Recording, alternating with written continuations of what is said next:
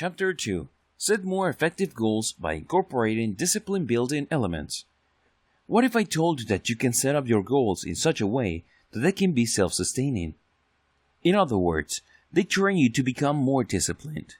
And the more you achieve these goals, the more disciplined you become, and you are able to take on more and more goals. Sounds awesome, right? Well, this is not theory. It can happen, and people do make it happen. Here's how you do it. Prioritize your sub-goals.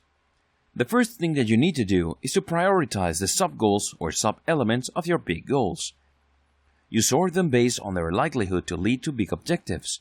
In other words, if you knock out these sub-goals, they directly take you closer to your big objectives. Of course, not all sub-goals are like this. Sometimes sub-goals are necessary, but they lead to an indirect path. As long as you're reasonably certain that if you take that indirect path, it eventually leads you to your big goals, then the sub-goals is good enough. List down all these sub-goals and make it your highest priority to focus on sub-goals that are the most directly connected to your big objectives. In other words, when you do these sub-goals, it's like going from point A to point B. The shorter and straighter the line, the better. Be as clear about your sub-goals parts as possible. While prioritizing sub-goals is important, you also need to make sure that you conceptualize them correctly. Look at the sub-goals parts and make sure that you are clear as what you need to do, how to do it, when to do it, and where to do it. The most important ingredient, of course, is to be clear as to why you're doing this sub-goal. What is its impact on your big objectives? How does it get you there? What kind of role does it play in helping you achieve the big things that you're shooting for in your life? Building discipline by making your highest priority sub-goal your primary focus. In every given day, make sure that you are focusing on sub-goals that lead you closer to your big objectives.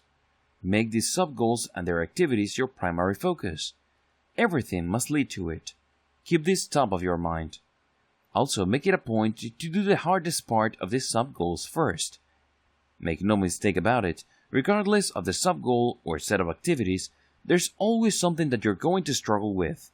There's always going to be a part of a project that you have a tough time starting. Maybe it's technically easy, but you're just emotionally intimidated by it. On the other hand, it may be emotionally easy and very straightforward as far as your understanding of its necessity is concerned, but it's technically challenging for you. Regardless, zero in on this hardest part and choose to do them first. I know it won't be easy.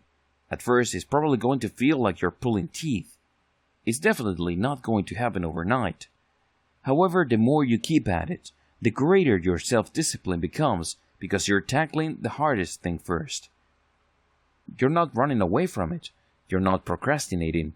You're not trying to work around it, but you're tackling it head-on. Sure, the first attack is probably going to be very brutal, but the more you keep attacking, the more confident you become. At the very least, you're not intimidated. Keep this up, and this can lead you to taking consistent action that ensures your sub-goals are achieved. The more sub-goals you knock out, of course, the closer you get to your big objectives. This is not exactly rocket science or brain surgery.